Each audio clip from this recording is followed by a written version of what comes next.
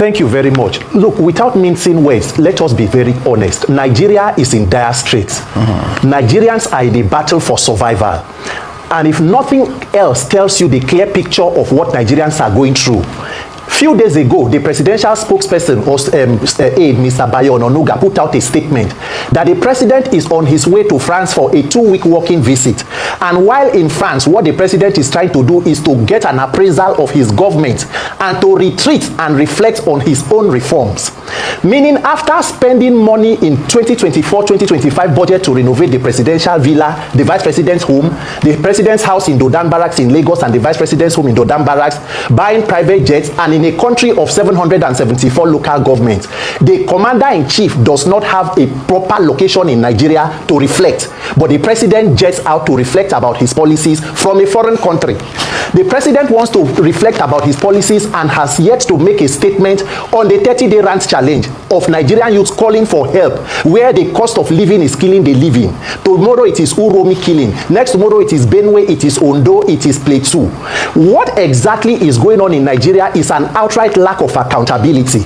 And that is why for this 30 days ranting challenge, it will not just end with ranting, it must be backed up with action. Nigerian youths need a system, an electoral system that can guarantee free, fair, credible, and peaceful elections so that you can be able to elect proper leaders. And that is what my own call to the president is.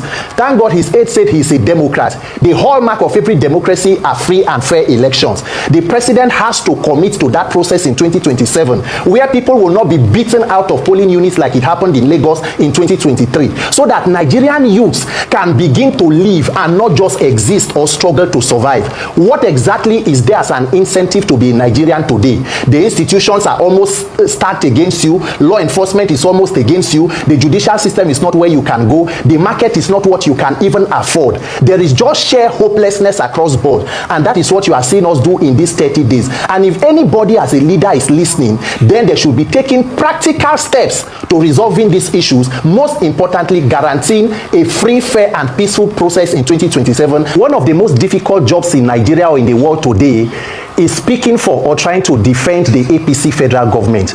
It is a very, very difficult thing to do, because you know why? There is nothing there to defend.